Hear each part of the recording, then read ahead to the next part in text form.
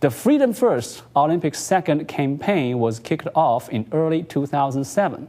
This campaign's goal: China must be free before it is the host for the Olympic Games.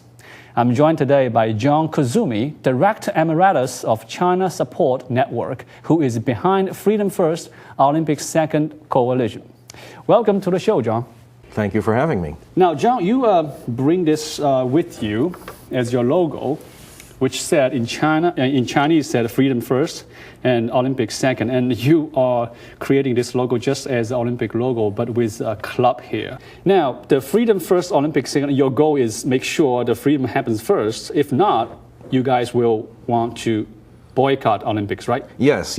In fact, it's good to get that question out on the table immediately. Is this a call for a boycott? If there is freedom first, then we are fine with having the Olympics. Okay. But in the absence of freedom, and it's the situation that China has today, then no, we are against the Olympics and calling for a boycott. Now, when we talk about China, I interviewed quite a few people. When we talk about China, especially talk about the U.S. dealing with China, everybody said it's difficult these days because so much commercial interest behind it. And look at the Beijing Olympic sponsors. I have a list here, such as well-known companies like Coca-Cola, GE, Johnson & Johnson, Visa, UPS, Staples. How do you get your message across without falling into the deaf ear of corporate America? This is a movement really for citizens. This is on behalf of human rights. And that means, people, the rights of people, not corporations on the other hand. So I think that corporate America is really not the place where we will go searching for support, while we would love to have, their good wishes for our campaign, we realize that the Olympics are a commercial occasion and that a lot of money is to be made, particularly by, NBC, General Electric, and some sponsors. Yes, so far, Beijing want to make next year's Olympic the most successful, and so far, I think they're most commercially successful. They have got like a $1.5 billion sponsorship so far, and that's probably the most in the history. Now, in bid for 2008 Summer Olympic, Beijing said they drew a historical parallel with the 1988 Seoul game.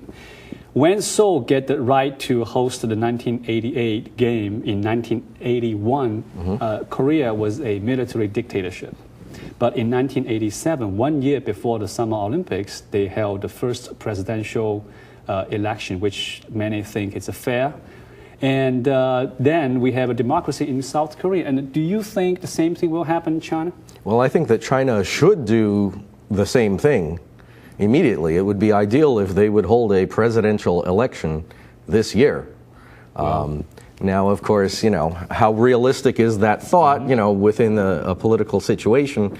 That's a different question. But very certainly, China should, move to adopt freedom and human rights and democratic government. That's the underlying point or the purpose of this coalition, is that we are pressing for just that.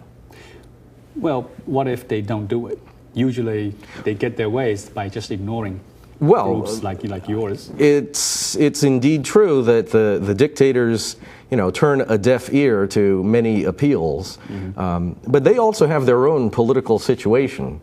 Domestically, inside of China, there are pressures, in fact, enormous pressures of popular discontent, of uprisings among, farmers losing their land or the residents in Beijing who have lost their land, in preparation for the Olympics. They have so many pressures inside of China, that they really ought to be reviewing their options. They really ought to reconsider, their position about China's future, because it is actually in their better interest. In other words, this is like a solution, for how to overcome some of those pressures that are bearing down upon the dictators of Beijing. Yes, based on our reporters over there, based on our source, there are many discontent voice in China's society, and many even said we want rights, we don't want Olympics, and most of them, many of them, they lose their land because of the Olympic buildings going on, development going on, and many people said but unfortunately China does not have a freedom on speech and freedom on the press, so the outside world do not hear their voice, and their voice is very difficult to get across. Now, here let me say this: if China, for people like you, China will have ways to dealing with people like you and an organization like you, and out of their textbook they will say, number one, you are politicizing the Olympic game. This is just a sports event, and you are politicizing that. What say you? Well, I think that the world should not be dignifying mass murder. And to the outside world, that is a hallmark of the rule of the Communist Party. And to be hosting the Olympics, it very much appears that the IOC is, punching the ticket. Mm-hmm. Or adding the good housekeeping seal of approval onto that dictatorship, which holds the world's record for the most mass murder. In other words, it's a regime that has killed more people inside of China than Hitler with his regime, with all of World War II. The number of dead is larger in China. So you are comparing 2008 Olympic with 1938 Berlin Olympic? Well, yes, there's definitely an analogy. It comes to mind the fact that Hitler did hold the Olympics in Nazi Germany, and then 3 years later he started World War II. At the time of giving or granting the Olympics to Berlin, the decision makers could not know about the death toll of World War II. Right.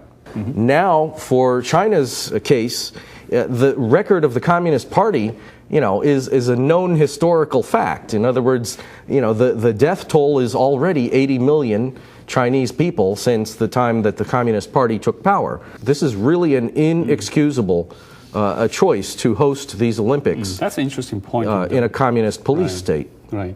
Now, the second very typical reaction from China's side, they will say, Jiang Kusumi is anti-China. Are you? No. In fact, originally I had no opinion about China, towards the good or towards the bad, and would never have really had a strong opinion one way or the other until the Tiananmen Square massacre flashed across our television screens. And that was a blazing display to the entire world, of both an atrocious, crime against humanity, but also the fact that it was done in broad daylight, with no shame whatsoever on the part of the Communist Party. And so I said that occasion, was, just as a miscarriage of government and authority. It was huge, it was epic, it was monumental, it was egregious, and it's not to be forgotten by history. Well, I have the very similar opinion like yours, and because I was in Tiananmen Square in 1918. I was a college student, so I saw everything with my own eyes. But now, how does that make me anti-China? It does not. It does not really.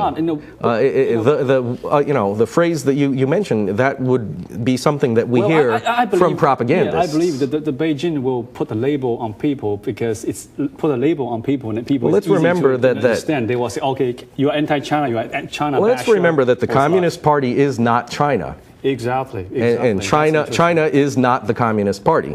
All right, and very clearly we know that the Chinese government is the place with the problems.